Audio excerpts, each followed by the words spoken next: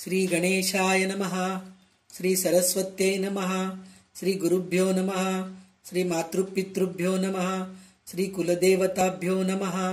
ओम श्री परमात्मने नमः. तर आपले दासबोधाचे 1 दशक पूर्ण झालेलं आहे आणि दुसऱ्या दशकातले 7 समास पण पूर्ण झाले. काल एकच समास झाला कारण मोठा होता समास म्हणून. तर आज आपण प्रयत्न करूया हा दशक संपवायचा. पण म्हणल्याप्रमाणे कोणचंही ग्रंथ आपण हातात घेतो ते काही साधं सोपं नसतं. तर ते संपवायचं किंवा काय म्हणतात त्याला अजून चालू ठेवायचं हे आपल्या हातात नसतं. भगवंतानी जसं वरून आदेश देत असतात आपल्याला त्याप्रमाणे हे होत असतं. तर बघूया आज भगवंताचा आदेश काय आहे आपल्याला माहीत नाही, तर त्याच्यावर आपण ठरवूया. तर आज आपण आतापर्यंत आपण मूर्खपणाची लक्षणे, कुविद्या लक्षणं, सद्विद्या लक्षणं, रजोगुण, तमोगुण, सत्वगुण ह्या सगळ्यांचे आपण लक्षणं बघितलो.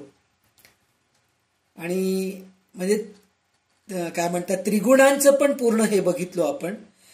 त्याच्यानंतर आता आज आपण सद्विद्या घेणार आहोत.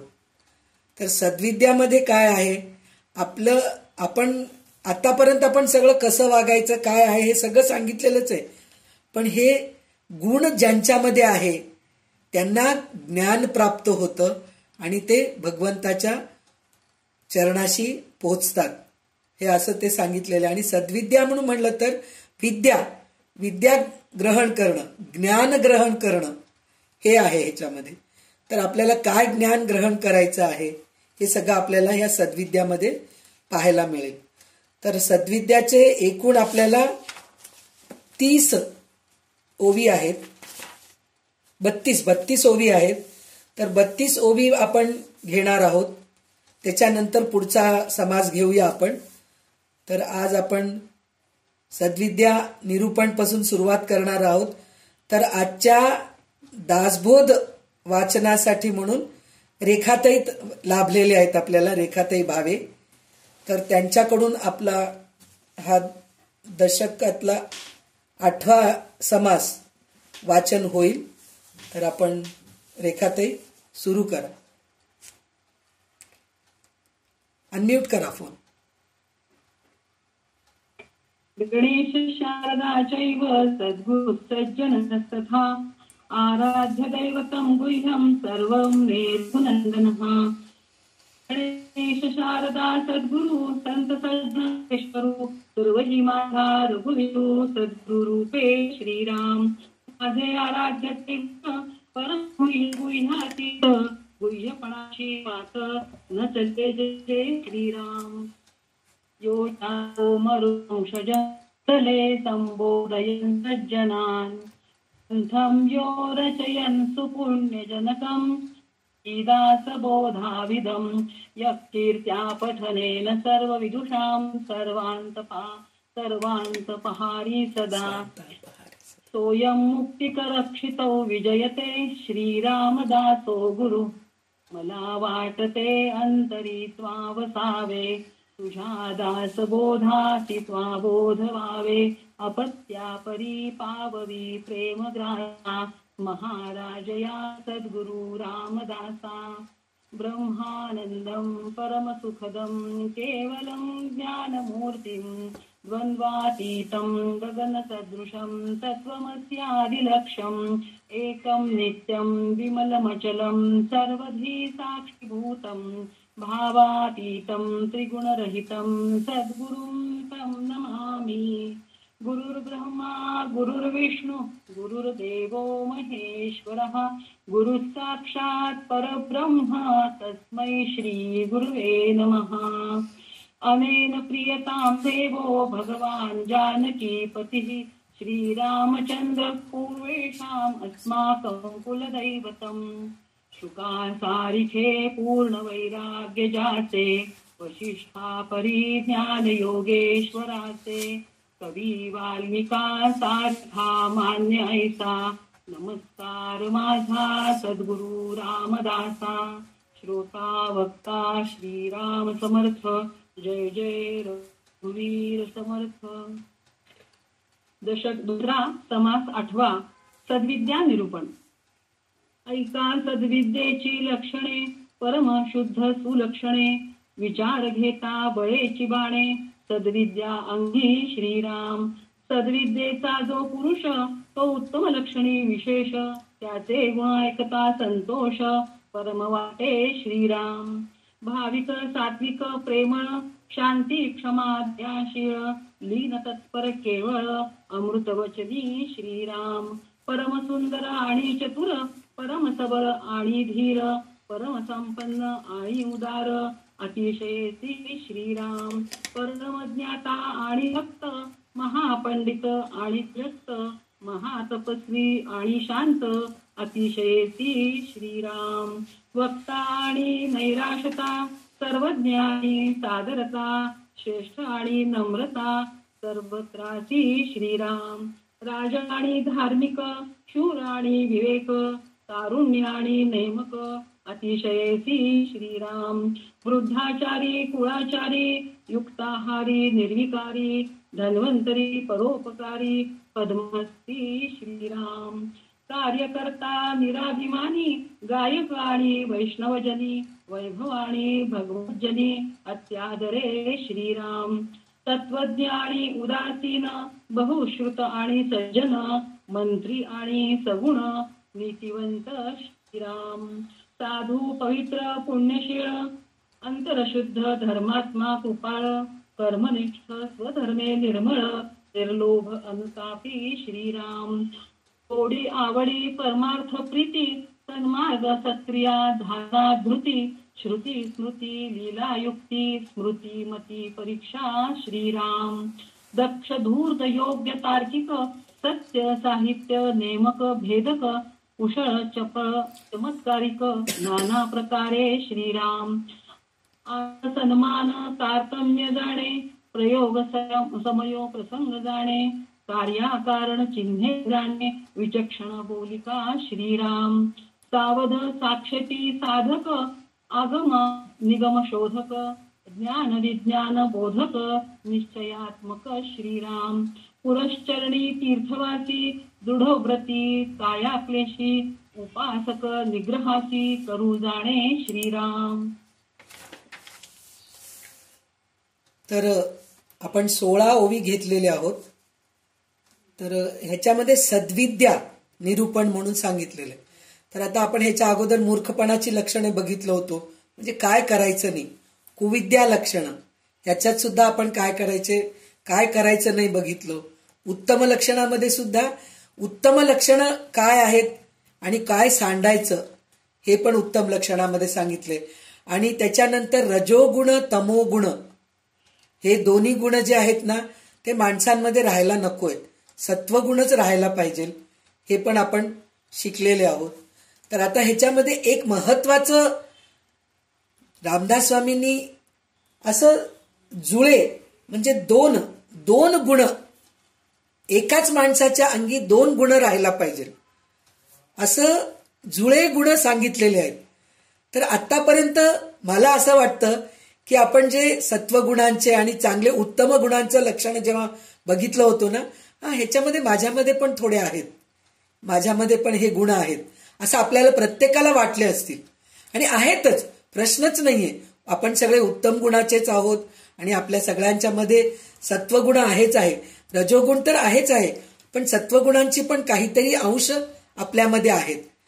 पण हे सद्विद्या निरूपण जे आहे ना, त्याच्यामध्ये एक 7-8 जुळे गुण दिलेले आहेत. ते गुण मात्र आहेत असं मला वाटत नाहीये, कारण आपण सर्वसाधारण माणसं आहोत. तर सर्वसाधारण माणसांमध्ये असे 2 गुण राहणं थोडं कठीणच आहे. तर हे चांगल्या मोठ्या पंडितांकडे किंवा सद्गुरू आहेत ह्यांच्यामध्ये असू शकतात. तर ती कोणची गुण आहेत ते आपण बघूया आता, म्हणजे आपल्याला कळेल आणि आपण त्यासाठी प्रयत्न करू की आपल्यामध्ये पण ते जुळे गुण आपल्यामध्ये पण यायला पाहिजे. या गोष्टीसाठी आपण प्रयत्न करू. तर ते कोणची गुण आहेत हे ऐकायला आनंद वाटेल असं म्हणतायत. सद्विद्येचा जो पुरुष तो उत्तम लक्षणी विशेष, त्याचे गुण ऐकता संतोष, परम वाटे श्रीराम. म्हणून रामदास म्हणजे सद्गुणांचं आपण जर निरूपण ऐकू लागलो तर आपल्याला आनंदच वाटतं. वाईट गुणांचं ऐकलं की कंटाळा वाटतं, नको रे बाबा हे आपल्यामध्ये हे वाईट गुण. कारण आपण परमार्थाच्या मार्गाकडे जात आहोत. तर परमार्थाच्या मार्गाकडे जात असताना आपल्याला कुविद्या, रजोगुण, तमोगुण, मूर्खपणाची लक्षणं हे सगळे नको वाटतात आपल्याला. आणि त्याच्यातून आपण निघालेलेच असतो.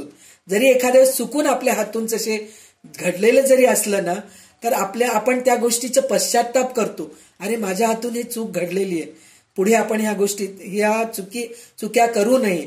पण आता आपण सद्विद्यांचं जेव्हा आपण निरूपण ऐकत असतो तर आपल्याला आनंद वाटतं असं रामदास स्वामी म्हणतायत.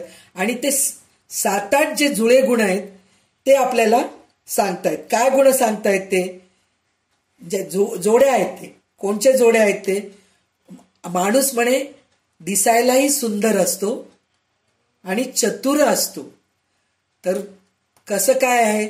सुंदर असणाऱ्यांना फार अहंकार असतो. मी दिसायला खूप सुंदर आहे. जिथं अहंकार आला तिथं चतुरपणा गेलं कामातून.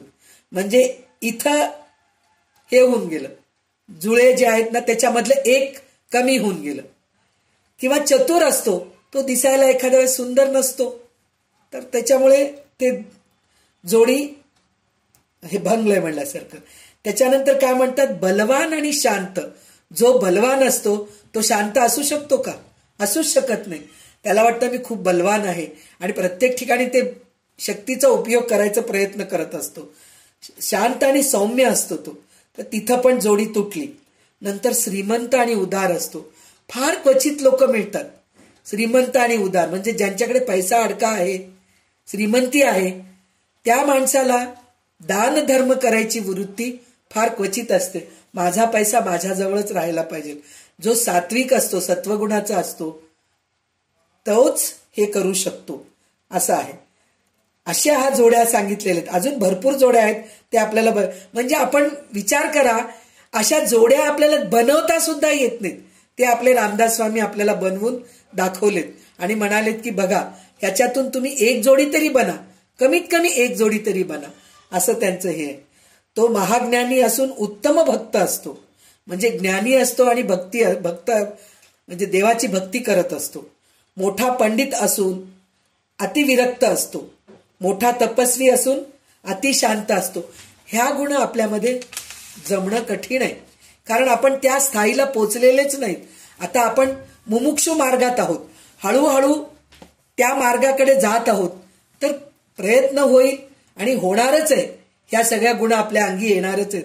पण आपल्याला हे पाहायला मिळतंय की आपल्याला ह्या गुणाकडे जायचंय म्हणून. तो कसा असतो? मोठा वक्ता असतो, म्हणजे प्रवचनकार असतो, पण निर्लोभी असतो. म्हणजे काय? वक्ता असतात, कीर्तन करणारे असतात, प्रवचन करणारे असतात. तर त्यांचं कसं असतं? मी हे सगळं करतो तर मला त्याच्यापैकी काहीतरी मोबदला पाहिजे, मला त्याच्यापैकी काहीतरी, कारण त्यांचं पोट भरायचं त्यांचं हेच तसं आहे. पण जो खरं सद्गुणाचा असतो, सद्विद्येचा असतो, तो माणूस कसा असतो? निर्लोभी असतो. त्याला कोणाकडून काही आशा नसते. त्याच्यानंतर काय म्हणतात ते? सर्वश्रेष्ठ असतो, म्हणजे मोठ्या पदवीवर असतो पण लीन असतो. पदवीवर असणारे कोणीही लीन नसतात. त्यांना अहंकारच असतो, मी मोठ्या पदवीवर आहे, मग त्यांचं अपॉइंटमेंट घ्या, त्यांना भेटायला जाण्यासाठी म्हणून मग आम्हाला वेळ नाहीये असं म्हणून ते नाकारत असतात. तर त्याच्यासाठी म्हणून मोठ्या पदवीवर असणारा श्रेष्ठ असतो पण अगदी लीन असतो. हे एक जोडी आहे. त्याच्यानंतर राज्यपदावर असून धार्मिक असतो, म्हणजे मोठ्या राज्यपदावर असतो पण धार्मिक असतो, देवधर्म. वेळ सध्या असलेले आपले जे राज्यपदावर आहेत ते आहेत तसे धार्मिकही आहेत, राज्यपदावरही आहेत, लीन आहेत. मी तेच म्हणतेय की हे सगळं मी सांगतेय तर मी त्यांची काय म्हणतात फॉलोवर आहे किंवा त्यांचं मी हे करते असं काही नाहीये, म्हणजे प्रचार करते असं काही नाही. मला त्यांचे गुण आवडतात म्हणून मी असं सांगते आहे. तर ते राज्यपदावर राहून धार्मिक वृत्तीचे आहेत. नंतर शूर असून विवेकी असतात. म्हणजे जो शूर असतो, आत्ताच म्हणलो ना, बलाढ्य असतात, बलवान असतात, ते विवेकी असणारे थोडं कमी असतात. नंतर तरुण असून नियमांच्या बंधनात, हे फार अवघड आहे बरं का. तरुण असून इंद्रिय दमन करणं हे खूप अवघड आहे. म्हणजे याच्यामध्ये रामदास स्वामी किती आपल्याला म्हणजे सतर्क करतायत. म्हणजे तरुण असून जो नियमित असतो, म्हणजे ज्याच्यामध्ये इंद्रिय दमन करायची शक्ती आहे, तो खरं सद्विद्येचा पात्री आहे असं सांगता येते. त्याच्यानंतर काय म्हणले ते, वडिलांनी घालून दिलेले परंपरा चालवतो तो, आणि मोठ्यांना काय म्हणतात, मोठ्यांचा आदर करतो. आणि त्याच्यानंतर ते काय सांगतायत, तरुण राहून जेवण्यावर नियंत्रण करतो. हे होतं का हो? आपण ह्या वयामध्ये जेवण्यावर नियंत्रण करू शकत नाहीत. काही खा वाटतं आपल्याला, लोणचंच खा वाटतं, गोडच खा वाटतं, पापडच, तळलेलेच वस्तू, भजेच खा वाटतात कधीतरी, असं आपल्यामध्ये आहे. पण त्याच्यामध्ये त्यांनी काय सांगितलंय, तरुण राहून त्याच्या जेवण्यावर ते नियंत्रण असतं असं म्हणून सांगतात. म्हणजे विचार करा, किती म्हणजे छोट्या छोट्या गोष्टीकडे लक्ष देऊन त्यांनी आपल्याला कसं सांगितलंय की हे वागणं बरोबर आहे, हे वागणं चुकीचं आहे. हे सगळं आपल्याला रामदास स्वामी सांगत आहेत. त्याच्यानंतर मोठा कार्य करणारा असतो पण निराभिमानी असतो. मोठे मोठे कार्य करतात. अहो साधं आता आपण एक दासबोधाचं मी सांगतेय, तर कोणाला तरी एकाला तरी मी सांगते की अहो मी दासबोध ऑनलाईन सांगतेय हो म्हणून म्हणतो. म्हणजे थोडस सात्विक अहंकार आपल्यामध्ये सुद्धा आहे, नाही असं नाहीये, पण ते फार क्वचित लोक असं असतात. पण हे सात्विक अहंकार आहे. त्याचं कारण काय, म्हणजे मला असं वाटतं आपण अहंकारी म्हणता येत नाही. त्याचं कारण असं आहे, मी सांगते आहे, जर हे कोणाला तरी सांगितलं आपण तर त्यांना पण काहीतरी उपयोगाला होईल, ते सुद्धा ऐकतील. त्यांना पण उद्याच्या दिवशी तेच म्हणतील, बरं झालं हो संध्याताई तुम्ही सांगितलात म्हणून, या निमित्ताने मला ऐकायला तरी मिळतंय हो. दररोज देवी भागवत ऐकायला मिळतंय मला, दररोज मला ललिता सहस्रनामचं अर्थ ऐकायला मिळतंय, दासबोध ऐकायला मिळतंय. हे असा उपयोग व्हावा म्हणून आपण सांगतो. पण त्याच्यामध्ये पण थोडा अहंकार आहे. त्याचं म्हणजे ते सात्विक अहंकार आहे, त्याचं आपल्याला काही नुकसान होणार नाहीये. पण ते सुद्धा नसतं, हे मुखामुखी लोकांना कळायला पाहिजे. अशा गोष्टी पण, असे लोक पण असतात. तर ते सद्विद्येचे पात्री आहेत असं म्हणून सांगतायत.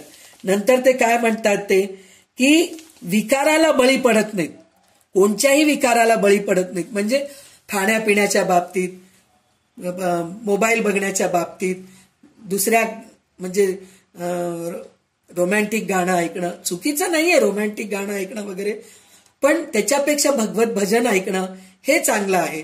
असं ह्या गोष्टीला ते विकाराला आहारी पडत नाहीत, असे असतात ते लोक. नंतर आदर्श पुरुष असे असतात की सदाचारी असतात, ते बहुश्रुत असतात. म्हणजे सगळ्यांच्या मुखामध्ये हे खूप चांगले आहेत बरं का, खूप छान हे करतात बरं का.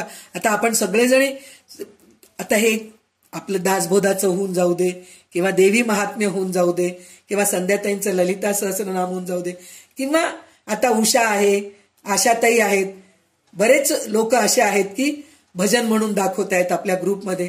तर आपण सगळ्यांना छान म्हणतो. म्हणजे असं छान बहुश्रुत लोक, म्हणजे सगळ्यांचं ऐकणारे पण आहेत आणि सगळ्यांना छान सांगणारे पण आहेत. आपल्या ग्रुपमध्ये असे लोक आहेत. तर असे लोक असतात ते,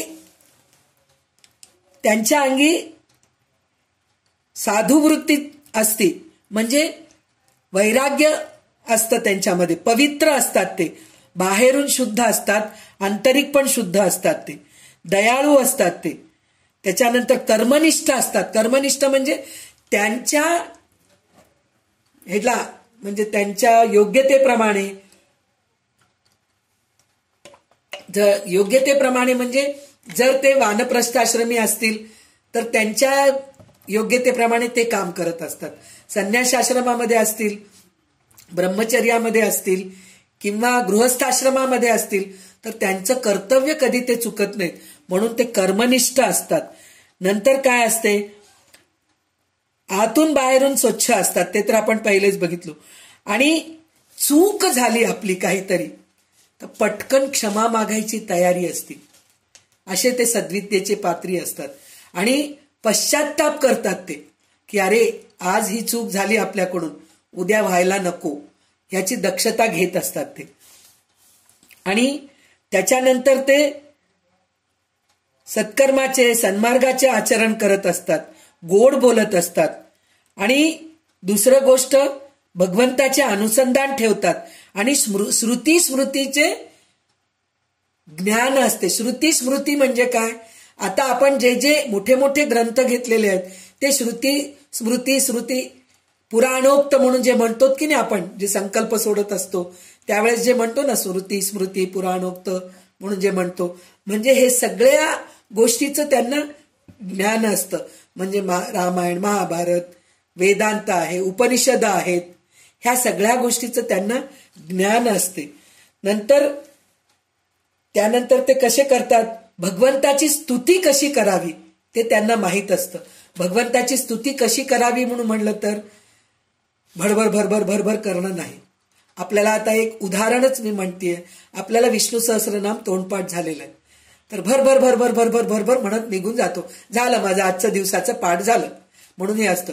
तसं नाही, स्तुती करत असताना, विष्णू सहस्रनाम म्हणत असताना भगवंताला डोळ्यासमोर ठेवतात आणि त्याचं अर्थसहित त्याची स्तुती करतात आणि त्या गोष्टीचा आनंद घेतात. ते सद्विद्येचे पात्री जे आहेत ना, ते लोक अशा प्रकारे स्तुती करत असतात. त्याच्यानंतर लबाड माणसांना ओळखतात ते लोक.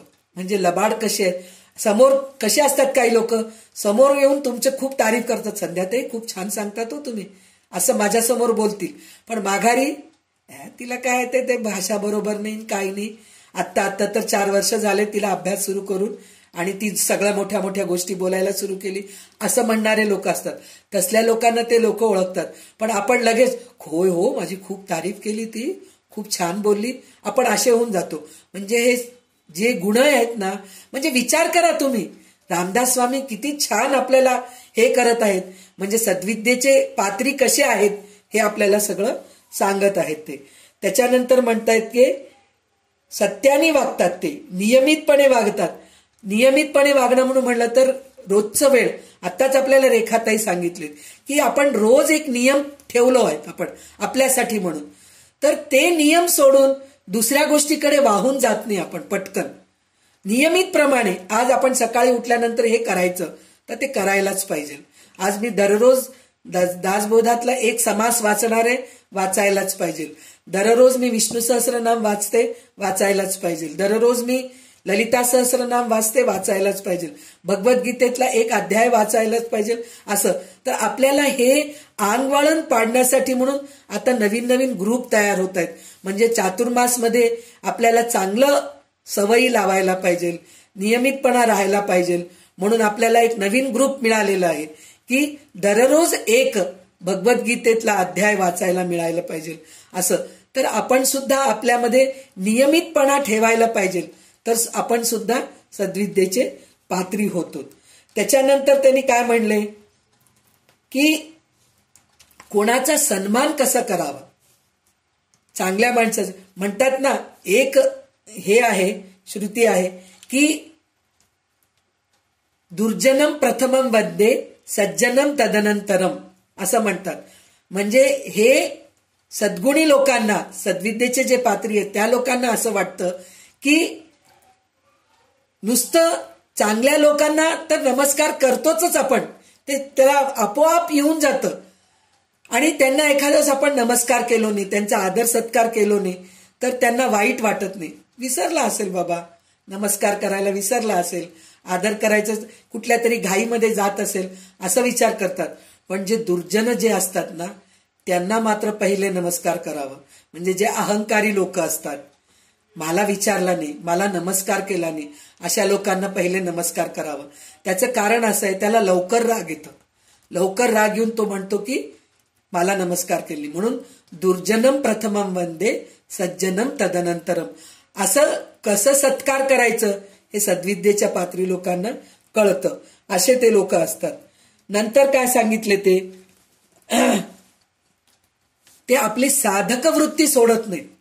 साधक वृत्ती सोडत नाही म्हणजे खूप ते पुढे गेलेले असतात, त्यांना पुष्कळ ज्ञान आलेलं असतं, पण रोजची साधना कधी सोडत नाहीत बरं का. देवपूजा करायचे, देवपूजा करत असताना स्वतः जाऊन फुलं तोडून आणतील, स्वतः फुलांचे हार करतील देवाला. आता बघा मोठे मोठे जे संत सद्गुरू असतात त्यांच्या हाताखाली शिष्य असतात. शिष्य असतात म्हणजे ते शिष्य स्वतः ठेवत नाहीत, त्यांनी ते शिष्य स्वतःहून त्यांना सेवा करावं म्हणून वाटत असतं, म्हणून फुलं तोडून आणून देतात, त्यांना फुलाचे हार करून ठेवतात, सगळं पूजेची तयारी करून ठेवतात, आरतीचं तबक सजवून ठेवतात, हे सगळं करतात. पण हे सगळं करू लागले तर आजची पूजा पण तूच करून घे रे म्हणून सद्गुरू संत असं म्हणत नाहीत. ते नियमितप्रमाणे व्यवस्थित बसून त्यांच्या साधनामध्ये ते कधी भंग करत नाहीत. साधना म्हणजे देवपूजाच करणं असं नाहीये, त्याच्यामध्ये आपल्या बऱ्याचशा गोष्टी येतात. योगासन आहे, प्राणायाम आहे, हे सुद्धा साधनेमध्ये येतं. तर हे सगळं जे करतात ते नियमितप्रमाणे करतात, एकही दिवस ते सोडत नाहीत. पण आपल्यामध्ये आज पाहुणे येत आहेत बरं का, मला थोडी स्वयंपाकाची घाई आहे म्हणून चला आजचा एक दिवस, पण त्यांचं तसं नसतं बरं का. किती का राहू दे, ते नियमितप्रमाणे करतातच करतात. म्हणजे एखादा तास लवकर उठतील, उठून ते रोजचं साधना करून घेऊन मग दुसरे कामाला लागत असतील. पण आपल्यामध्ये काय असतं, आजचा दिवस बुडलं तर बुडलं असा आपण विचार करतो.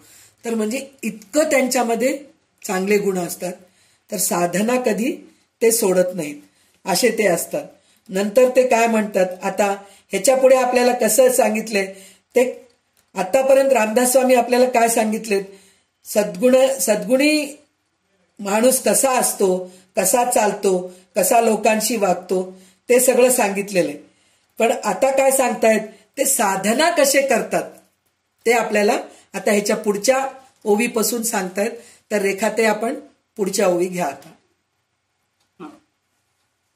सत्यवचनी, शुभवचनी, कोमलवचनी, एकवचनी, निश्चयवचनी, सर्व काळ श्रीराम. वासना तृप्त सखोल योगी, भव्य सुप्रसन्न वितरागी, सौम्य सात्विक शुद्ध मार्गी, निष्कपट निर्वेदनी श्रीराम. सुगड संगीत गुणग्राही, अनापेक्षी लोकसंग्रही, आर्जव सख्य सर्वही, प्राणी मात्रासी श्रीराम. द्रव्य सुची, दारा सुची, न्याय सुची, अंतर सुची, प्रवृत्ती सुची, निवृत्ती सुची, सर्व सुची निसंगपणे श्रीराम. मित्रपणे परहितकारी, वाग्माधुर्य परशोकहारी, सामर्थ्यपणे वेत्रधारी, पुरुषार्थे जगमित्र श्रीराम. संशय छेदक विशाळ वक्ता, सकळ क्लुप्त असोदी श्रोता, कथा निरूपणी शब्दार्था, जाऊच नेदी श्रीराम. वेवादरहित संवादी, अंगरहित निरोपाधी, दुराशारहित अक्रोधी, निर्दोष निर्मत्सरी श्रीराम. विमल ज्ञानी निश्चयात्मक, समाधानी आणि भजक, सिद्ध आसोदित साधक, साधनरक्षी श्रीराम. सुखरूप, संतोषरूप, आनंदरूप, हास्यरूप, ऐक्यरूप, आत्मरूप, सर्वत्रासी श्रीराम.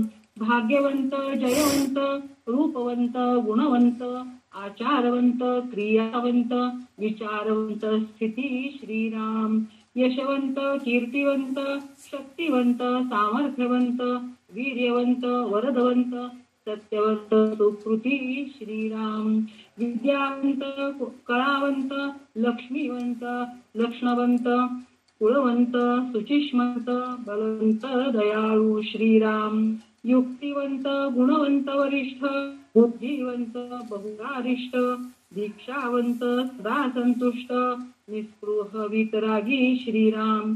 असो ऐसे उत्तम गुण, हे सद्विद्येचे लक्षण, अभ्यासया निरूपण, अल्पमात्र बोलिले श्रीराम. रूप लावण्य अभ्यासिता न ये, सहज गुणास न चले उपाये, काहीतरी धरावी सोये, अगांतुक गुणाची श्रीराम.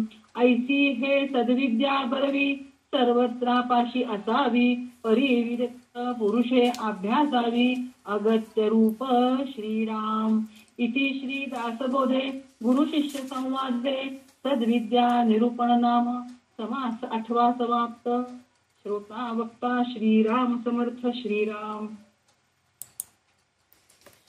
तर आतापर्यंत आपण तो कसा वागतो हे सगळं आपण बघितलो. तर आता तो साधना कसा करतो हे सांगितलेलं आहे. म्हणजे साधना कसं करतो म्हणून म्हणलं तर ते दिवसभरात कसे असतात ते सांगितलेले आहेत. ते तर त्याच्यामध्ये ते कसं सांगितलेले आहेत, तो सत्य बोलतो, तो कधी पुनश्चरणे करतो, म्हणजे पारायण करत असतात. विष्णू सहस्रनामाचं पारायण, ललिता सहस्रनामाचं पारायण, दासबोधाचं पारायण, गजानन ग्रंथ विजयाचं पारायण, म्हणजे कितीतरी आपल्याकडे ग्रंथ आहे. म्हणजे मी म्हणतीये दासबोधाचं पारायण, पण काही लोकांचं आता शंकर महाराजांचं ग्रंथ आहे त्याचे पारायण करतील, काही लोक भगवद्गीताचं पारायण करतील. असे लोक असतात, सद्विद्येचे जे लोक असतात ना, ते त्यांच्यामध्ये हे सगळं पारायण करण्याची वृत्ती असते त्यांच्यामध्ये. आणि तीर्थक्षेत्राला जात असतात, चांगल्या चांगल्या जागी जाणं, तिथं जाऊन सगळ्यांना मदत करणं, असं सगळं ते करत असतात. त्याच्यानंतर कठीण व्रत करतात.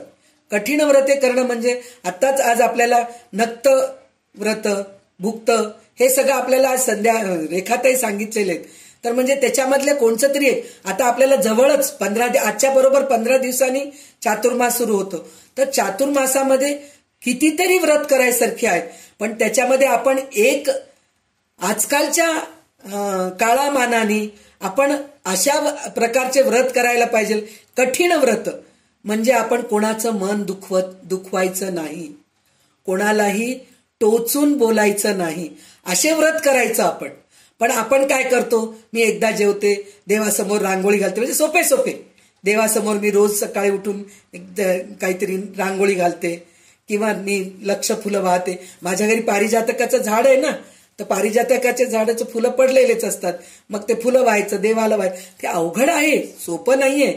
पण ह्या सगळ्या गोष्टी तर आपण करतो. पण ह्याच्यापेक्षाही आपल्याला एक व्रत असं करायला पाहिजे की कोणाचं मन दुखवायचं नाही. आणि मी दिवसातून एकाला तरी, आपण परवाच एक गोष्ट वाचलेलं मी व्हॉट्सअपवरती, तर त्याच्यामध्ये एक माणूस तो फॅक्टरीमध्ये कर्मचारी असतो, म्हणजे त्याला शिक्षण वगैरे काही नाहीये, फार गरीब असतो तो, आणि त्याच्याजवळ पैसा पण खूप नसतं. तर तो फॅक्टरीमध्येच काम करतो, महिन्याला काहीतरी थोडं पैसा मिळतं, घर चालाय पुरतंच मिळतं, असं त्याला असतं. तर तो दररोज एसटी मध्ये, बसमध्ये बसून प्रवास करत असतो. फॅक्टरीला जाणं बसमध्येच, फॅक्टरीहून येणं सुद्धा बसमध्येच करत असतो. तर त्याचं वय जवळपास 55-65 वर्षाचं असेल. तर तो माणूस बसमध्ये चढल्यानंतर एक सीट रिकामं होतं, त्याच्या बाजूचंच, तो जिथं उभा असतो ना तिथे एक सीट रिकामं होतं. तर तो बसायच्या ऐवजी एका कोणाला तरी माणसाला बसतो. तर तो माणूस त्याच्याकडे लक्ष देऊन बघत असतो की मला का जागा दिला, मी धडधाकट आहे, तोही धडधाकट आहे, मी धडधाकट आहे, जाऊ दे, दिला असेल बाबा, मला माझ्या चेहऱ्यावर काहीतरी थकवा दिसला असेल म्हणून मला जागा दिला असेल, असं तो विचार करतो. पण नंतर अजून एक सीट रिकामं होतं, तिथेही तो न बसता अजून एक माणसाला बसा हो, सीट रिकामं झालंय असं म्हणून. असं जवळजवळ 15-16 स्टॉप म्हणजे संपल्यानंतर त्याचं शेवटी तो उतरत असतो, पण तो प्रत्येकाला जागा देत असतो. तर जो पहिल्यांदा जो माणूस बसलेला आहे तो माणूस विचारतो, बाबा रे, तू 15-16 स्टॉप आहे, जो जवळजवळ 1-1.5 तास बसचा प्रवास चालू आहे आणि तू त्या बसमध्ये बसलेला आहेस, तुला जागा मिळून सुद्धा तू त्या जागेवर बसत नाहीस, त्याचं कारण काय? तर त्याचं उत्तर ऐकलं तर तुम्हाला सगळ्यांना आश्चर्य वाटतं. तो म्हणतो, मी सर्वसाधारण माणूस आहे, फॅक्टरीमध्ये नोकरी करतो, दर महिन्याला माझं पोट भराय इतके सुद्धा मला पैसे मिळत नाहीत, अशी माझी परिस्थिती आहे. तर मी काहीही मदत करू शकत नाही कोणालाही. तर मी अशा प्रकारे एका माणसाच्या अंगावर, चेहऱ्यावर, सगळ्यांच्या चेहऱ्यावर मला आनंद बघायचंय म्हणे. तर मी त्यांना जागा दिलो, ह्या आनंदामध्ये त्यांचा चेहरा जे खुलून दिसतं ना ते चेहरा बघितलं की मला आनंद वाटतं म्हणे. तर ते मला आनंद वाटता येतं म्हणून मी हे कार्य करतो, हे मी सत्कर्म करतो म्हणून तो म्हणतो. म्हणजे असं आपण व्रत करायला पाहिजे. हे अवघड व्रत आहे. म्हणजे कोणाला तरी गरीब माणसाला, काहीतरी गरीब माणूस आहे त्याला काहीतरी कमी पडतंय त्याला ते देऊन आनंद करणं, असं मी दररोज एक माणसाला आनंदी करतो, हे व्रत आपण करायला पाहिजे. तर ते कठीण व्रत म्हणतात, त्याला कठीण व्रत म्हणतात. त्या काळामध्ये कठीण व्रत म्हणजे एकदा जेवून राहणं, जमिनीवर झोपणं, हे सगळ्या गोष्टी. आता आपण त्या गोष्टी करूच शकत नाही. कारण त्यामुळे तर 40 संपलं कीच कंबर दुखायला लागलेत, गुडघे दुखायला लागले, तर जमिनीवर काय झोपतो आपण? नाही झोपू शकत. एकदा जेवायचं म्हणून म्हणलं नाही, ते आजार पण आपल्यामध्ये, गोळ्या घ्यावं लागतं, हो जेवावंच लागतं, नाही जेवलं तर चालत नाही, हे एक असतं आपल्यामध्ये. म्हणजे हे कठीण व्रत आपण नाही करू शकत. तर सगळ्यात कठीण व्रत म्हणलं तर कोणाचं मन दुखवू नये आणि एक माणसाला दिवसातून एकदा तरी आनंदी करायचं प्रयत्न करायचं, हे व्रत आपण नक्कीच करू शकतो. तर अशा प्रकारचे व्रत करत असतो. सद्गुणी जो माणूस असतो ना तो अशा प्रकारचे व्रत करतो. मृदू बोलतो म्हणजे गोड बोलतो सगळ्यांशी, म्हणजे हेच कोणाचं मन दुखवत नाही, तो अशा प्रकारे असतो. आणि नेहमी आल्हादकारक असतो म्हणजे आनंदी असतो, कुठल्याही परिस्थितीत आनंदी असतो तो. आणि त्याच्यानंतर तो कसा असतो? निष्कपट असतो, निर्व्यसनी असतो. आणि काय कोमळ वचनी याच्यामध्ये सांगितलेत ना, वासना तृप्त सखोल योगी भव्य सुप्रसन्न वीतरागी सौम्य सात्विक शुद्ध मार्गी निष्कपट निर्व्यसनी. म्हणजे तो निष्कपट असतो, निर्व्यसनी असतो, सात्विक असतो, शुद्ध मार्गाने जाणारा असतो, प्राणी मात्रांवर ते दया करणारा असतो, गुणग्राही असतो म्हणजे चांगल्या गुणांचं लवकर ग्रहण करणारा असतो तो. आणि लोकसंग्रही असतो म्हणजे सगळ्या लोकांना जमा करून चांगलं सांगायचं त्याच्यामध्ये गुण असतात. तो तसा असतो. अंतरसूची असतं, बाह्य सूची असतं. त्याच्यामध्ये किती प्रकारचे सूची सांगितलेत. द्रव्य सूची, त्याच्याजवळ जो पैसा येतो ना ते सुद्धा शुद्ध असतं. पैसा आणणं सुद्धा शुद्ध राहायला पाहिजे. ह्याच्यातून सुद्धा एक गोष्ट असं आहे, एक माणूस चोरी करत असतो म्हणे, हे आपण कुठल्या तरी ग्रंथामध्ये ऐकलेलं आहे, तुम्हाला माहित असलेलं आहे. पण द्रव्य सूचीच्या बद्दल हे जुळून येते म्हणून मी ही गोष्ट सांगतेय. तर एक माणूस असतो तो पैसा चोरी करतो. म्हणजे चोरी करतो म्हणजे काय, कोणाच्या तरी घरी जाऊन चोरी करत नाही, पण त्याची पदवी अशी असते, तो हे घेत असतो, काय म्हणतात, लाच घेत असतो लोकांकडून. तुमचं मी हे काम करून देतो, तुम्ही मला हे पैसा द्या, असं करून तो सरकारी पदवीवर असतो. तर सरकारी पदवीवर असणं, काम करणं म्हणून म्हणलं तर लवकर होत नाही. फाईल इकडं गेलं तिकडं गेलं असं सगळं असतं. तर त्यावेळेस तो म्हणतो की तुमचं काम मी लवकरात लवकर करतो, मला थोडेसे पैसे द्या, म्हणून तो असं विचारणार असतो. पण त्याला त्या गोष्टीचं चुकी होतंय म्हणून वाटतंय त्याला. तर तो म्हणतो की ह्याचं मी एक पश्चाताप म्हणून मी असं करतो की आलेल्या पैशामधलं 10% जे आहे ना मी साधू संतांना दान करतो, साधू संतांना जेवू घालतो, म्हणजे माझे थोडेसे पाप धुतले जातील, असं म्हणून तो विचार करतो. आणि एकदा काय होतं, एक साधू येतो, खूप चांगला साधू असतो. ते साधू अंतर्बाह्य शुद्ध असतात, त्यांची आंतरिक शुद्धी असते, बाह्य शुद्धी पण असते. तर ते त्याच्याकडे येतात, भिक्षा मागायला येतात. भिक्षा मागायला आलं तर त्याला खूप आनंद वाटतं की इतके चांगले साधू आपल्या घरी आलेले आहेत, मग त्यांना आपण नुसतं भिक्षाच नाही जेवण घालून पाठवूया म्हणून विचार करतात. म्हणून त्यांना बोलावून मग त्यांचं सगळं आदर सत्कार करून त्यांना जेवू घालून पाठवतो. तो पाठवल्यानंतर त्या रात्री त्या साधूला सुद्धा काहीतरी चोरी करायची वृत्ती निर्माण होते आणि ते चोरी करतात काहीतरी. असं चोरी केल्यानंतर दुसऱ्या दिवशी सकाळी ते अन्न पोटातलं निघून जातं आणि त्यांना कळतं की काल रात्री मी चूक केलो, कशामुळे केलो मी हे चुकी, म्हणून मग ते विचार करतात. मग त्यांच्या डोक्यात विचार येतात, काल आपण ज्यांच्या घरी जेवायला गेलो होतो ना तिथं काहीतरी गडबड आहे, म्हणून मग ते त्यांच्या घरी पुन्हा जातात. जाऊन मग त्या गृहस्थाला विचारतात की तू कुठून पैसा आणतोयस, तुझं पैसा यायचा मार्ग कसा आहे म्हणून विचारतात. विचारलं तर त्यावेळेस तो म्हणतो तुम्ही खूप मोठे साधू आहेत, तुमच्यासमोर मी खोटं बोलू शकत नाही, म्हणून मी तुम्हाला सत्य परिस्थिती सांगतो. म्हणून मग ते सांगतात की मी लाच घेतो, लोकांकडून मी पैसा घेतो आणि मी काम करतो असं म्हणून ते म्हणतात. म्हणल्यानंतर बघ तुझ्या घरचं मी जे अन्न खाल्लो ना त्याच्यामुळे मला असं झालं. म्हणजे हे द्रव्यसूची, म्हणजे याच्यामध्ये काय सांगितले, द्रव्यसूची, दारासूची, न्यायसूची, अंतरसूची, प्रवृत्ती सूची, निवृत्ती सूची, सर्व सूची निसंगपणे. म्हणजे हे सगळं काही त्या सद्गुणी माणसामध्ये असतं. द्रव्यसूची म्हणजे द्रव्य सुद्धा चांगल्या प्रकारेच कमावतात ते, म्हणजे कोणाकडून लुबाडून घेणं, म्हणजे हपापी वृत्तीने घेणं हे त्यांच्यामध्ये नसतं. म्हणजे असे लोक असतात. आणि त्याच्यानंतर परशोकहारी असतात ते, म्हणजे दुसऱ्यांचं दुःख आपलं दुःख म्हणून त्यांचं दुःख दूर करायचं प्रयत्न करतात. आणि सगळ्यांचा जगमित्र होतात ते. जगमित्र होतात म्हणजे एका सोसायटीमध्ये आपण राहिलो तर प्रत्येक जण अहो तो माणूस खूप चांगला आहे बरं का, त्याच्याकडे जायला खूप छान वाटतं, त्याच्याकडे गेलं की मन समाधान होतं, असं असतात. म्हणजे ते सद्गुणी लोक असतात, तसे लोक असतात ते. त्याच्यानंतर त्यांच्याकडे जाऊन आपण काहीतरी संशय विचारलो, कुठल्याही प्रकारे संशय विचारलो, ते आपल्या संशयाचं निरासन करतात, म्हणजे आपलं संशय दूर करतात. असे ते सद्विद्येचे लोक असतात. आणि ते सतत प्रवचन हरिकथा ऐकत असतात आणि नुसतं ऐकत नाहीत, त्याचं चिंतन मनन करत असतात. म्हणजे सतत त्या गोष्टीचा विचार करत असतात.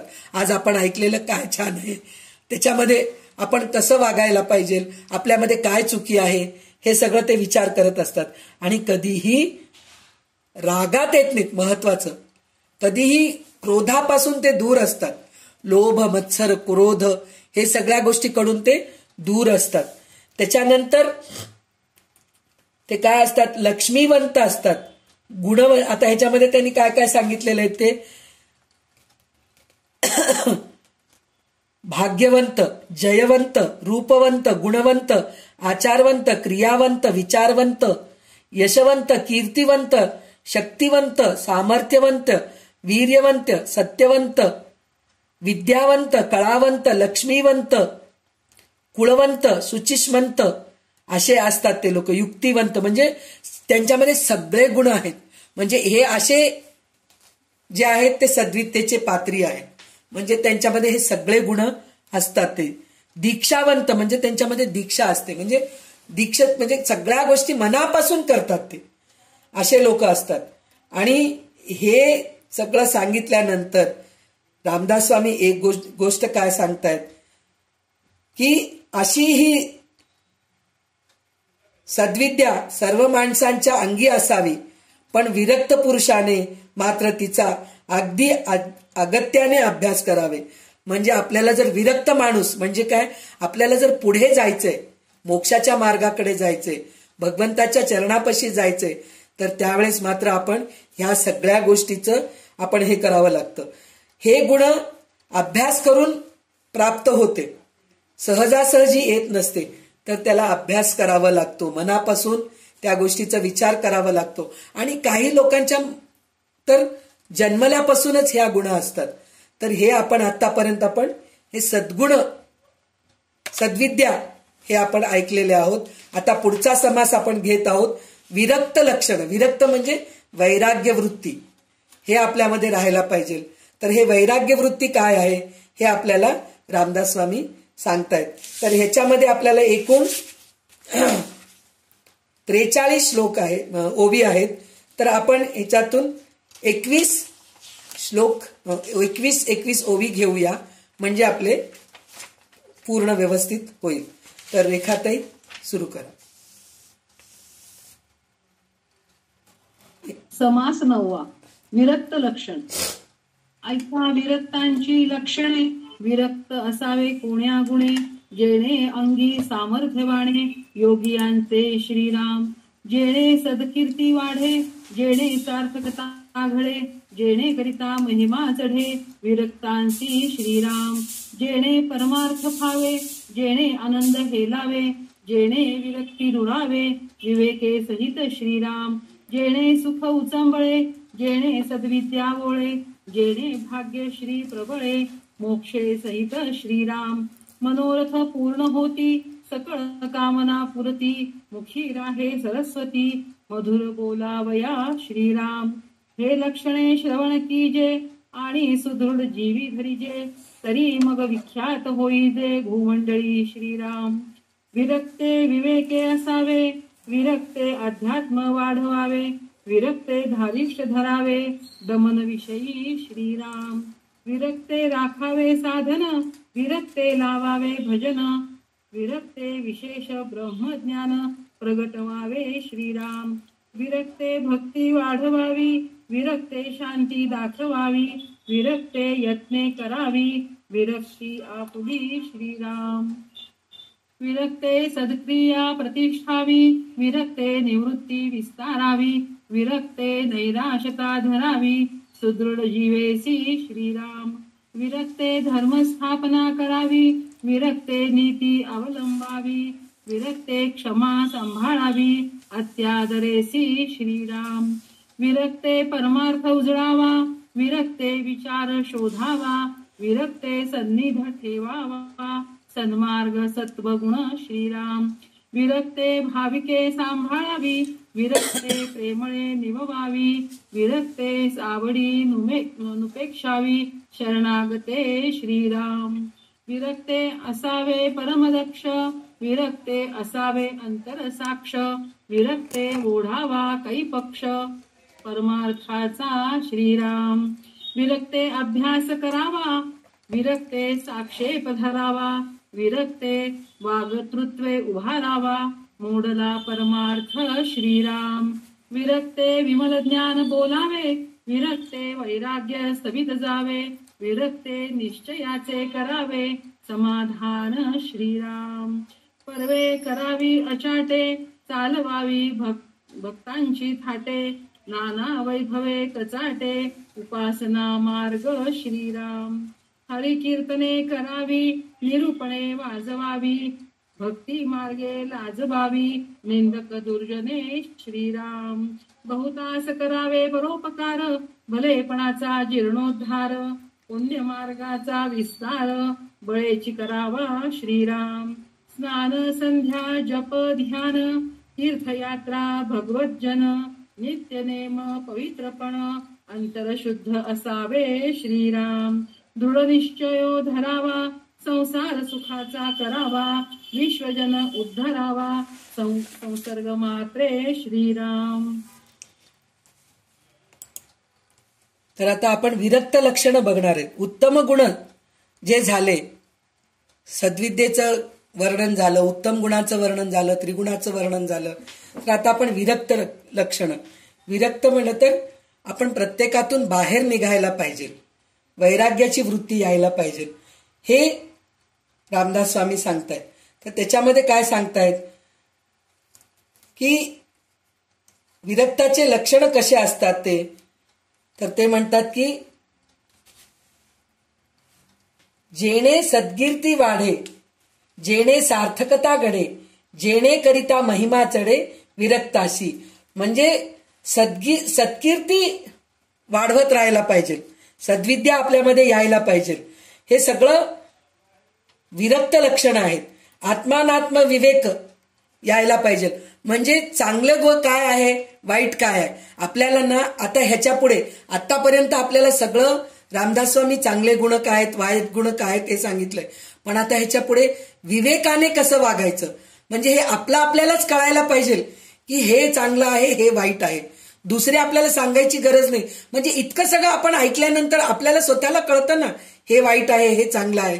पण रामदास स्वामी म्हणतायत दुसरे आपल्याला सांगू नये की अरे हे तू चूक करतोयस हे तू बरोबर करतोयस असं नाही. आपल्यालाच विवेक कळायला पाहिजे आपणच विवेकाने कळून घ्यायला पाहिजे की हे बरोबर आहे का हे बरोबर आहे मग मी बरोबर असलेलंच करतो.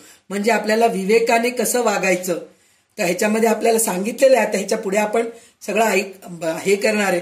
प्रपंच करावा नेटका मग परमार्थ साधावा म्हणून जे म्हणतात ना, म्हणजे हे विवेकच आहे ना. त्यांनी काय म्हणलेलं आहे, प्रपंच पहिले करा. प्रपंच टाकून तुम्ही जर परमार्थ केला तर त्याचा उपयोगच नाहीये. तर हे विवेक आहे. तर विवेकाने वागायला पाहिजे हे म्हणून सांगता येते. मग नंतर काय सांगता येते की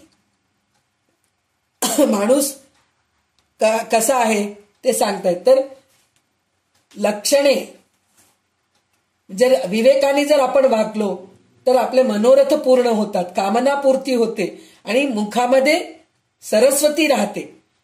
त्याच्यानंतर लक्षणे श्रवण कीजे, सदृश जीवी धरीजे, तरी मग विख्यात होईजे भूमंडली. म्हणजे चांगल्या गोष्टी ऐका तुम्ही आणि सुदृढ जीवी धरावे म्हणजे दृढ निश्चय करा तुम्ही. मग त्याच्यानंतर तुम्ही भूमंडलामध्ये विख्यात होताल असं म्हणून सांगतायत. तर विरक्त कसा असतो, तर विरक्त विवेकी असायला पाहिजे. म्हणजे विवेकी असायला पाहिजे म्हणजे आत्ताच म्हणले ना, चांगलं काय आहे वाईट काय आहे हे आपलं आपल्याला कळायला पाहिजे. विरक्ते विवेकी असावे, विरक्ते अध्यात्म वाढवावे. अध्यात्म वाढवावे म्हणजे चांगल्या चांगल्या परमार्थाच्या ग्रंथाकडे आपण जायला पाहिजे. म्हणजे भगवंताच्या ग्रंथाकडे जाऊन आपण त्याचं अध्यात्म विद्या प्राप्त करून घ्यायला पाहिजे. विरक्ते धारिष्ठ असावे म्हणजे त्याला भीती नसायला पाहिजे. दमन विषयी, दमन म्हणजे इंद्रिय दमन करायला पाहिजे. विरक्ते राखावे साधन म्हणजे ते साधनांमध्ये सरळ नेहमी राहायला पाहिजे. विरक्ते लावावे भजन म्हणजे भजनामध्ये ते सतत राहायला पाहिजे. विरक्ते विशेष ब्रह्मज्ञान प्रगटावे म्हणजे ब्रह्मज्ञान सुद्धा ते लवकर ग्रहण करून घेऊ शकतात. विरक्ते भक्ती वाढवावी, विरक्ते शांती दाखवावी, विरक्ते यत्ने करावी, विरक्ती आपुली. म्हणजे आता हे आपल्याला कळतच आहे, ह्याला आपल्याला पुन्हा वेगळं निरूपण करायची गरज नाहीये. विरक्ते भक्ती वाढवावी, शांती दाखवावी, प्रयत्न करावं, सत्क्रिया करावी, प्रतिष्ठा वाढवावी, निवृत्ती विस्तरावी. म्हणजे निवृत्त म्हणजे आपण म्हणतो ना, निवृत्त झालो आम्ही या गोष्टीतून, नोकरीतून निवृत्त झालो आम्ही. 60 वर्ष झाले नोकरीतून निवृत्त झालो. आता सूनबाई आली, स्वयंपाकघरातून निवृत्त झालो नाही, व्हायला पाहिजे. तर निवृत्त व्हायला पाहिजे म्हणजे ह्या सगळ्या गोष्टी करायला पाहिजे. नैराश्यता म्हणजे त्या गोष्टीची आवडच नकोय, मला नकोय. मी पुष्कळ काही केले, आता मला त्याच्यात तेवढं काही करायचं नाहीये. धर्मस्थापना करावं, नीती अवलंबावी, क्षमा सांभाळावी म्हणजे समोरचा माणूस जर चूक केला तर त्याला अति आदराने क्षमा करावे. परमार्थ उजळावा, विचार शोधावा, विरक्ते सन्निध ठेवावा, सन्मार्ग सत्वगुण म्हणून सांगितलेले. भाविके सांभाळावी, प्रेमळे निववावी, विरक्ते साबळी नुपेक्षावी, शरणागते म्हणून म्हणतात. म्हणजे काय, श्रद्धावंतांना सांभाळावं आणि भगवंतावर प्रेम करणाऱ्यांचा मनस्ताप शांत करावं. जर एखाद्या वेळेस त्यांना राग आला, त्यांना काहीतरी मनस्ताप म्हणजे दुःख झालं तर त्यांना शांत करावं. भोबड्या माणसांना शरण आलेल्या लोकांना दूर करू नये. काही लोक गरीब वृत्तीचे असतात, त्या लोकांना कधीही दूर करू नये म्हणून सांगतायत. आणि नेहमी अभ्यास करत राहावे आणि उद्योगरत राहावे. उद्योगरत राहावे म्हणजे काय, आळसपणा नको आहे आपल्यामध्ये, सतत काहीतरी करायची वृत्ती. ह्याच्यामध्ये एक गोष्ट असा आहे की आपण म्हणतो काम करून करून कंटाळालंय हो, आता थोडं मी आराम करते असं आपण म्हणतो. पण काम करून करून जर कंटाळलो, आराम तर करायलाच पाहिजे. शरीर आपलं आहे म्हणल्यानंतर त्याला आरामाची गरज आहे. तर 8 तास आपल्याला झोपणं जरुरी आहे. जास्तीत जास्त 8 तास, कमीत कमी 4 तास म्हणतात. तर 8 तास आपलं झोप झालं तर भरपूर झालं. पण आपण दुपारी सुद्धा मस्त 2-3 तास मस्त अंथरुणावर लोळत पडतो, तसं नाही करायला पाहिजे. तर त्याच्यासाठी काय करायला पाहिजे, आपण उद्योगरत राहायला पाहिजे. उद्योगरत राहायला पाहिजे म्हणलं तर एक काम करत आहोत आपण, तर ग्रंथ वाचत आहोत आपण. ग्रंथ वाचता वाचता आपल्याला झोप लागते, कंटाळा येतं.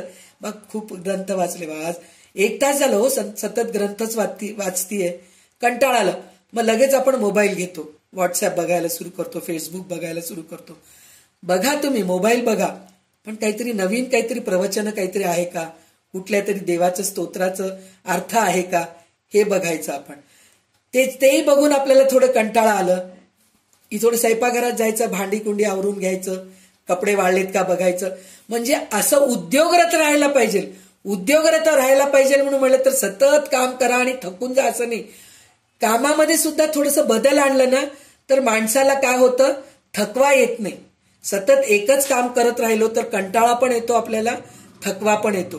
तर त्याच्यासाठी म्हणून आपण उद्योगरत राहिलो तर आपलं शरीर सुदृढ राहतं. आळसपणा जर राहिलं तर आपण आळशी होतो आणि आपल्या अंगातलं सगळं शक्ती कमी कमी होत जातं आणि आपल्याला नुसतं झोपून राहावं वाटतं, काही काम करावं वाटत नाही. तर त्याच्यासाठी रामदास स्वामी म्हणतात की नेहमी तुम्ही उद्योगरत राहा, उद्योग करत राहा, शांत राहू नका असं म्हणून ते सांगितले. म्हणजे बघा, विचार करा किती ह्याच्याने सांगितलेले आहेत आपल्याला. आणि वैराग्याची स्तुती करा. म्हणजे तो किती बघा वैरागी आहे बरं का, त्याला ह्या गोष्टीची आवडच नाही. तो असं समोर रस्त्यावर दिसलं की पटकन खावं म्हणून इच्छा होत नाही, दुकानात गेलं की ती साडी बघितली की ती साडी घ्यावं म्हणून इच्छा होत नाही. अशा गोष्टीचं जे असतो ना तो वैराग्य वृत्तीचा असतो, विरक्त वृत्तीचा असतो. म्हणून त्याची तारीफ म्हणजे त्याचं प्रशंसा पण करत राहायला पाहिजे असं म्हणून सांगतायत. आणि त्याच्यानंतर काय सांगतायत ते, भक्तांचे मोठे समुदाय करावे, पुष्कळ पुष्कळ हरिकीर्तने करावे, प्रवचने करावे.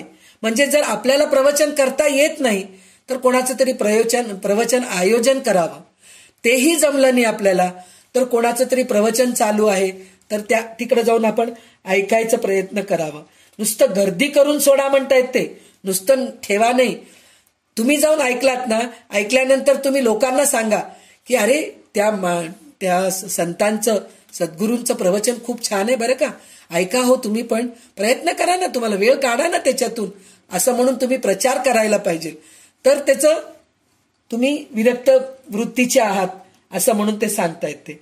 आणि भक्ती मार्गाला जाताना लाजू नये. म्हणजे काय, स्वतः जातात पण लाज वाटते सांगायला लोकांसमोर, मी प्रवचनाला गेलो होतो म्हणून सांगायला लाज वाटते.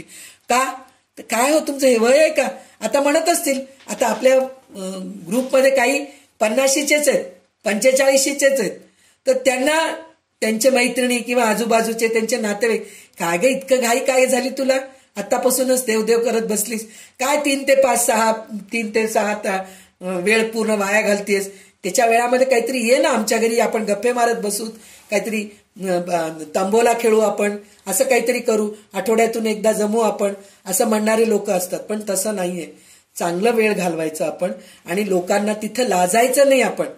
आणि लोकांना पण सांगायचं की तुम्ही हे करतायत ना, त्याच्याऐवजी हे करून बघा, त्यात तुम्हाला आवड असलं तरी हरकत नाही, पण एखादा तास तुम्ही देवाला वेळ द्या असं म्हणून लोकांना उत्साह आणायला पाहिजे ह्या सगळ्यांचा. आणि सज्जनपणाचा जीर्णोद्धार करावा. म्हणजे लोकांवर उपकार करावं आणि सज्जनांवर ते पण उपकार करून त्यांना काहीतरी मदत करावं असं म्हणून सांगतायत. नंतर काय सांगतायत, स्नान संध्या, जप ध्यान, तीर्थयात्रा, भगवंताचे भजन, नित्य नेम आणि पवित्रपणा या सगळ्या गोष्टीचा समावेश करावा. म्हणजे दररोज जप करायला पाहिजे, ध्यान करायला पाहिजे, स्नान करायला पाहिजे, संध्या करायला पाहिजे. संध्या म्हणजे आपण प्रत्यक्ष संध्या करायची काही गरज नाहीये, पण देवाची जी पूजा करतो आपण ते करायला पाहिजे. दररोज देवासाठी म्हणून फुलं तोडून आणायचं, हार करायचं, देव स्वच्छ करायचं, ह्या सगळ्या गोष्टी आपण करायचं. त्याच्यानंतर दृढ निश्चय करायला पाहिजे कोणतीही गोष्ट. आता मी चातुर्मासामध्ये एक नेम करणार आहे तर ते दृढ निश्चय करायला पाहिजे, दृढ संकल्प करायला पाहिजे की मी हे करणारच. त्याच्यामध्ये काहीही आपल्याला बाधा येऊ दे, त्याच्यामधून आपण कंटाळा करायचं नाही, हे दृढ संकल्प करायची पण आपल्यामध्ये वृत्ती यायला पाहिजे. आणि आपल्या सहवासात जे असतात तेच सांगितलं ना ह्याच्या अगोदर की मन दुखवायचं नाही, हे आपण करायला पाहिजे. तर आतापर्यंत आपल्याला श्री समर्थ हे सगळं सांगितले.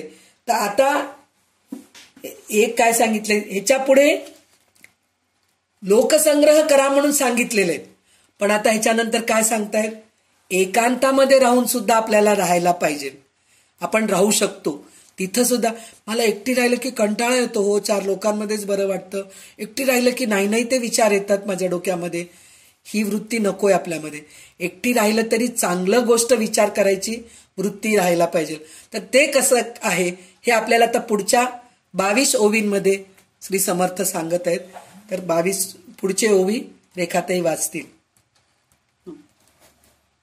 विरक्ते असावे धीर, विरक्ते असावे उदार, विरक्ते असावे तत्पर, निरूपण विषयी श्रीराम.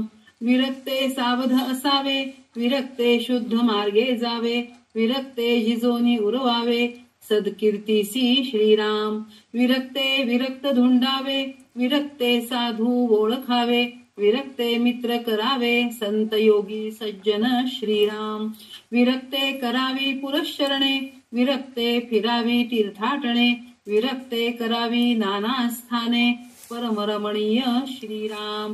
विरक्ते उपाधी करावी आणि उदास वृत्ती न सांडावी, दुराशा जडो नेदावी, कोण एक विषयी श्रीराम. विरक्ते असावे अंतरनिष्ठ, विरक्ते नसावे क्रियाभ्रष्ट, विरक्ते न भावे कनिष्ठ, पराधीनपणे श्रीराम.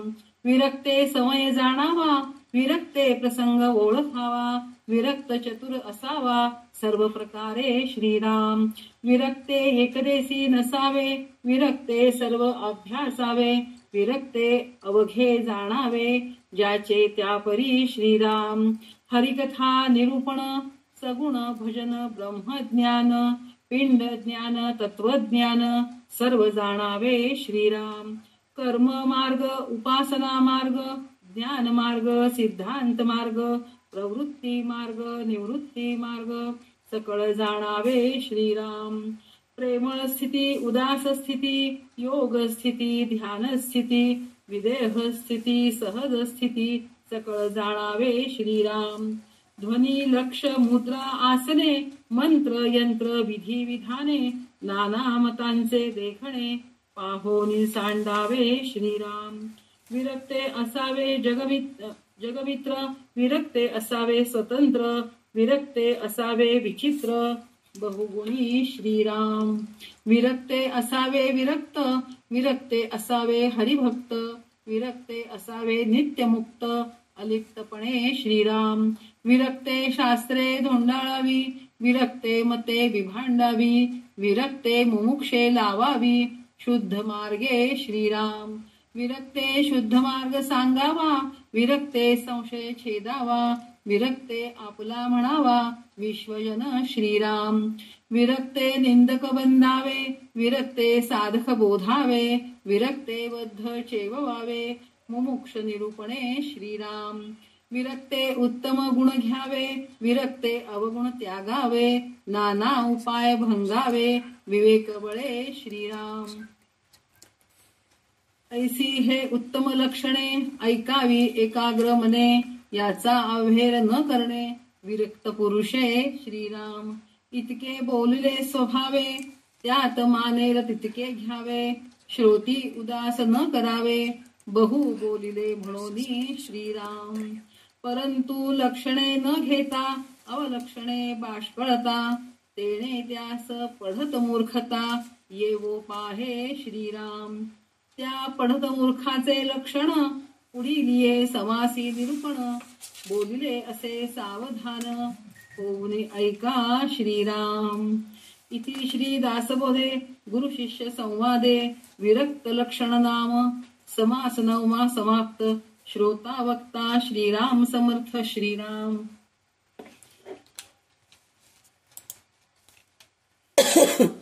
तर आपण आतापर्यंत जे गुण ऐकलो तेच गुण परत आपल्याला रामदास स्वामी सांगत आहेत.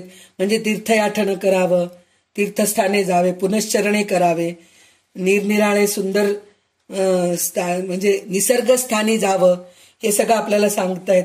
त्याच्यानंतर काय म्हणले ते, त्याच्यामध्ये अलिप्त व्हावं. म्हणजे हे सगळं जरी राहिलं तरी अलिप्त राहावं म्हणून म्हणतात, त्याला चिटकून राहू नये. म्हणजे मी आज तीर्थयात्रेला जाऊ शकत नाही, माझे पाय अधू झालेले आहेत, मला चालता येत नाहीये, माझं वय झालेलं आहे तर मला चालता येत नाहीये, त्या गोष्टीचं दुःख करू नये. मला चालता येत. घरी बसल्या बसल्या तुम्ही आजकाल युट्यूबवरती तुम्हाला केदारनाथचं दर्शन होतंय, अमरनाथचं दर्शन होतंय, ते बघून तुम्ही आनंदी व्हा, अलिप्त व्हा. म्हणजे त्या गोष्टीचं दुःख करू नका असं म्हणून स्वामी म्हणतायत. त्याच्यानंतर ते काय म्हणतायत की एकाच ह्याच्यामध्ये राहू नका तुम्ही. म्हणजे मी आता एक उदाहरण म्हणून सांगतेय की तुम्ही आता एक ग्रंथ हातात घेतलात, दासबोध ग्रंथ हातात घेतलात. मला फक्त दासबोधच माहिती आहे, मला दुसरं माहित नाही. तर तसं नाही, आपल्याला अजून काय ह्या ग्रंथामध्ये काय आपल्याला बघायला मिळतं, दुसऱ्या ग्रंथामध्ये काय बघायला मिळतं, असा अभ्यास करायला पाहिजे. आणि ह्याच्यामध्ये त्यांनी काय सांगितलेलं आहे की ब्रह्मज्ञान, उपासना मार्ग, ज्ञान मार्ग, तत्वज्ञान, शरीराचे ज्ञान, म्हणजे शरीर रचनेचं ज्ञान सुद्धा आपण घ्यायला पाहिजे. म्हणजे आपल्या शरीराने काय काय, कुठं कुठं काय काय आहे, ह्याच्याने आपण काय उपयोग करून घेऊ शकतो. तर ह्याचं एक आपल्याला उदाहरण म्हणून म्हणलं तर आपल्याला आता इतकं आपण अभ्यास करतोय, तर अष्टांग योग आहे, तर त्याच्यावर कुंडलिनी शक्ती कुठं कुठं आहे आपल्यामध्ये, हे आपण ह्याचं अभ्यास करायला पाहिजे. ह्या कुंडलिनी शक्तीने आपल्याला काय होतं, सहस्रार्धापर्यंत जाऊन गेल्यानंतर काय होतं, ह्या सगळ्या गोष्टीचं आपण ज्ञान घ्यायचा प्रयत्न करावा. म्हणजे नुसतं मी एक ग्रंथ घेतले, मला भगवद्गीता पाठ आहे, मी असं म्हणत नाहीये भगवद्गीता पाठ आहे तर ते सोडून द्या आणि दुसरं करा, असं म्हणत नाहीये.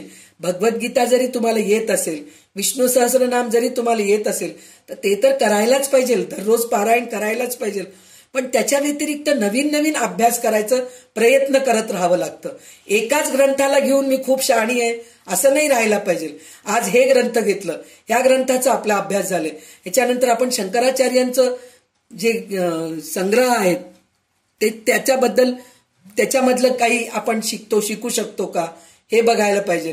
त्याच्यानंतर विवेकानंदांचे कितीतरी राजयोग आहे, कर्मयोग आहे, असे ज्ञानयोग आहे, ह्या सगळ्या पुस्तकं आहेत, त्या पुस्तकांचा आपण अभ्यास करू शकतो. असे कितीतरी चांगले चांगले ग्रंथ आहेत.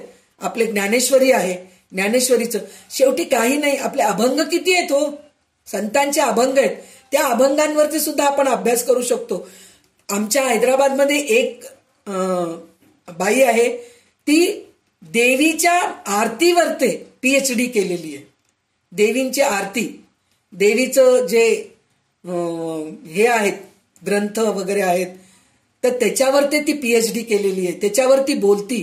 म्हणजे असे लोक आहेत. आपल्याला एक दासबोधावर PhD करू शकतो आपण, असे कितीतरी ग्रंथ आहेत. तर म्हणजे आपण सगळ्या गोष्टीचा अभ्यास करायला पाहिजे. फक्त एकच ग्रंथ घेतलं आणि त्याच्यावरच बसून राहिलो असं नाही राहायला पाहिजे, असं म्हणून आपल्याला रामदास स्वामी सांगत आहेत. त्याच्यानंतर ते काय म्हणतायत की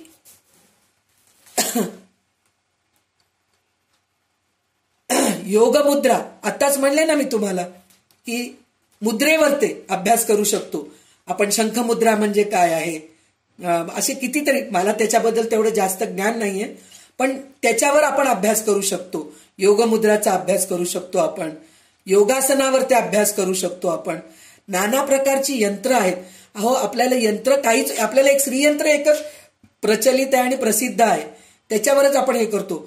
सरस्वती यंत्र आहे, त्याच्यानंतर नरसिंह यंत्र आहेत, असे कितीतरी यंत्र आहेत, त्याच्यावर ते आपण अभ्यास करू शकतो. म्हणजे त्या यंत्रांचं काय बीजमंत्र आहेत, त्या यंत्रांच्या एक एक भागावर ते कोणते कोणते बीजमंत्र आहेत, हे सगळं आपण त्याच्या गोष्टीचं आपण अभ्यास करू शकतो. तर असं झाल्यानंतर, एवढं सगळं झाल्यानंतर ते काय म्हणतायत, हे सगळं झाल्यानंतर सुद्धा एकटं राहायचं सुद्धा आपल्यामध्ये हे पाहिजे. आताच मी म्हणले होते ना की मी एकटी राहू शकत नाही, असं नाही. एकटं राहिलं तर मला तर असं वाटतं 4 लोकांमध्ये बसलं तर आपलं काही अभ्यास होत नाही. एकटं राहिला ना तर आपल्याला नवीन नवीन काहीतरी सुचत राहतं, नवीन नवीन काहीतरी. म्हणजे ह्या सगळ्या जर गोष्टी आपल्यामध्ये अंगी आले की दुसऱ्यांचं मन दुखवू नये, तीर्थयात्रा करावं, स्नान करावं, संध्या करावं, जप करावं, तप करावं, सेवा करावं, हे सगळं जर आपल्यामध्ये जर चांगले सद्गुण आपल्यामध्ये आले समजा तर आपल्याला एकटे राहायचं पण सवय होते. एकटं राहण्यामध्ये दुःख होत नाही, एकटं राहण्यामध्ये कंटाळा येत नाही, उलट एकटं राहणं चांगलं वाटतं. बघा हो, सकाळी सकाळी बघा 4-5 वाजता कोणी नसतं पहा, डिस्टर्बन्स नसतं, त्यावेळेस मला ग्रंथ वाचायला खूप आवडतं पहा, त्यावेळेस मला अभ्यास करायला आवडतं. म्हणजे ही वृत्ती पण आपणहूनच येते. कशामुळे येते? हे सगळं सद्विद्या आपल्यामध्ये अंगी बांधल्यामुळे हे सगळ्या गोष्टी होतात. तर मला भगवंत हवा ह्या गोष्टीच आपण जास्त प्रयत्न करायला पाहिजे म्हणून सांगितलंय. तर मला भगवंत हवा म्हणून पाहिजे म्हणलं तर त्यावेळेस आपण काय करायला पाहिजे? सगळ्या चांगल्या गोष्टी करायला पाहिजे. आतापर्यंत आपण जे सगळं सांगितलं होतं की सेवा करायला पाहिजे, समोरच्या माणसांना दुखवायला नाही पाहिजे, योगासना करायला पाहिजे, योगमुद्रा करायला पाहिजे, असे कितीतरी मार्गाने आपण जा. आणि आपल्या ह्याच्यामध्ये तर काय सांगितलेले आहेत? नवविधा भक्ती आहे, एक नाहीये, नवविधा भक्ती आहे.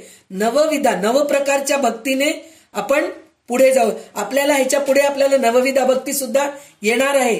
पुढच्या दशकामध्ये सुद्धा आपल्याला पूर्ण नवविधा भक्तीचं एक भक्तीचं पूर्ण निरूपण केलेलं आहे रामदास स्वामींनी. म्हणजे भक्ती कसं करायला पाहिजे, श्रवण भक्ती कसं करायला पाहिजे, अर्चन भक्ती कसं करायला पाहिजे, दास्य भक्ती कसं करायला पाहिजे, हे सगळं आपल्याला पुढच्या दशकांमध्ये येणार आहेत. म्हणजे ह्या सगळ्या गोष्टी करत गेलो तरच आपण भगवंतापर्यंत जाऊ शकतो. तर हे सगळं झाल्यानंतर समर्थ काय म्हणतायत? अशी ही उत्तम लक्षणे आहेत, एकाग्र मन करून ती ऐकावीत. म्हणजे आपण ऐकलेलेच आहोत. विरक्त पुरुषानं त्याचा आव्हेर करू नये. आव्हेर करू नये म्हणजे त्याच्याकडे दुर्लक्ष करू नये. तर हे सगळं त्यांना समजलेलं म्हणतायत बरं का. विचार करा तुम्ही किती समजलेलं आहे. मला पटलेली इतकी लक्षणे मी सहज बोलून गेलो. आपल्या डोक्यात तरी येतं का हो एवढं? ते म्हणतात की माझ्या डोक्यात आलेले सहज गोष्टी मी सहज बोलून गेलो. त्यातील जेवढी पसंत पडतील व आवडतील तेवढी घ्यावे तुम्ही. आपल्याला सगळेच आवडलेले आहेत, जेवढी आवडलेले आहेत तेवढं घ्या म्हणतायत, बाकीचं सोडून द्या म्हणतायत. मी फार बोललो म्हणून श्रोत्यांनी खिन्न होऊ नये. म्हणजे खूप बडबड केलो मी म्हणते ना, सारखं किती बडबड करतात संध्याताई, असं म्हणून कंटाळू नका बरं का. उद्या क्लासला या तुम्ही. आजचा क्लास संपला म्हणून आज खूप बडबड केलेत संध्याताई, नको बाबा कंटाळाला, उद्याचा दिवस मी आता ऐकणार नाही, असं करू नका. म्हणून मी म्हणते तसं रामदास स्वामी, एवढे मोठे रामदास स्वामी, ते स्वतः म्हणतायत की मी फार बोललो म्हणून खिन्न होऊ नका तुम्ही. परंतु ही उत्तम लक्षणे न स्वीकारता अवलक्षणांचा अंगीकार केला तर माणसाचा जीवनाला काही ताळतंत्रच राहत नाही. म्हणजे ह्या उत्तम गुणाकडे लक्षणाकडे जर लक्ष नाही दिलो आपण, त्याचं विरक्त केलो म्हणजे सोडून दिलो, अवहेल केलो त्याचं, तर काय होतं? ताळतंत्रच राहत नाही म्हणून सांगितले. अशा माणसाच्या अंगी पडत मूर्खपणा येऊ लागतो.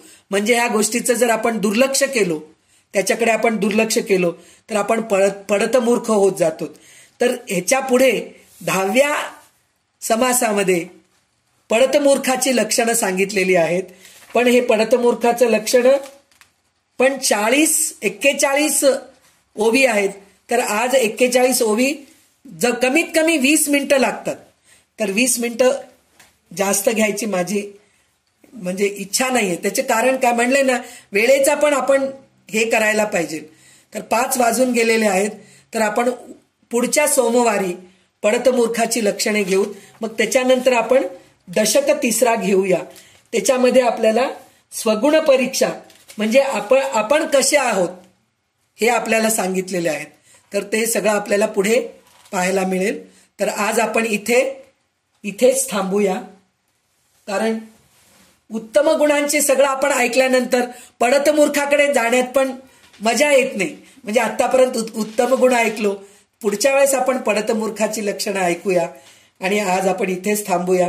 तर रामदास स्वामी स्वतः म्हणतायत की मी बडबड करतोय म्हणून. तर माझं बडबड तुम्ही ऐकताय. मला जसं समजलं माझ्या भाषेमध्ये, मला जसं समजलं मी तुम्हाला सगळ्यांना सांगायचा प्रयत्न केले. तर ते तुम्ही मन लावून ऐकता आणि दररोज नियमितप्रमाणे. तर इथं सगळे उत्तम गुणाचेच लोक आहेत, सद्विद्येचेच पात्री आहेत, सत्वगुणाचेच लोक आहेत, सगळे मनापासून सगळं ऐकतात, तर ह्या सगळ्या गोष्टीचे मी आभारी आहे. आणि आज जे काही सांगितले ते सगळं माझ्या बुद्धीने नाही, रामदास स्वामींच्या दासबोधामध्ये जे लिहिलेलं आहे त्याचंच. खरं तर रामदास स्वामींनी लिहिलेले ओवी वाचत गेलं तर सगळ्यांना कळतं, पण तरी सुद्धा तुम्ही माझ्या भाषेमध्ये तुम्ही ऐकतायत, ह्याच्यासाठी मी तुमच्या सगळ्यांची आभारी आहे. आणि आज इथंच थांबते. कल्याणकरी रामराया म्हणून आपण आजचा जो भाग आहे आपण थांबूया. कल्याणकरी रामराया रामराया, कल्याणकरी रामराया, जनहित विवरी जनहित विवरी जनहित विवरी, कल्याणकरी रामराया रामराया, कल्याणकरी रामराया.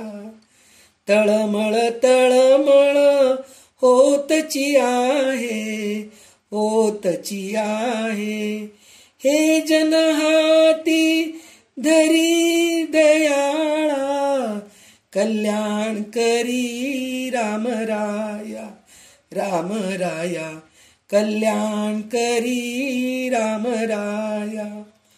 अपराधी जन चुकतची गेले चुकतची गेले, तुझा तूची सावरी दयाळा, कल्याणकरी रामराया रामराया, कल्याणकरी रामराया.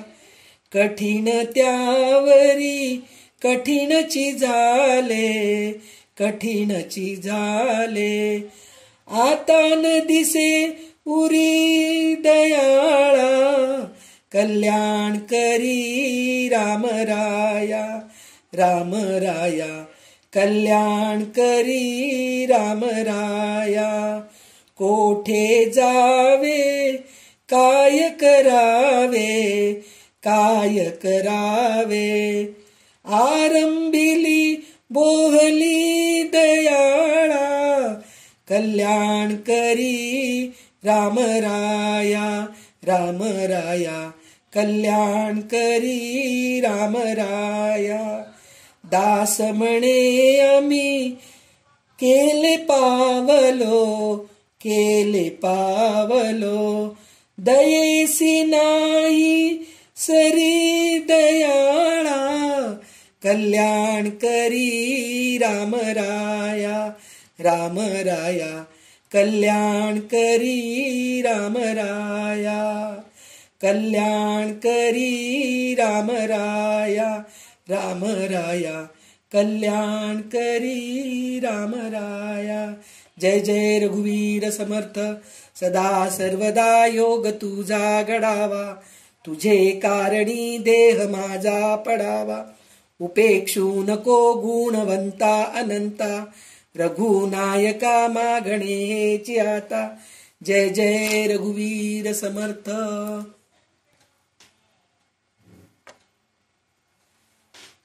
तर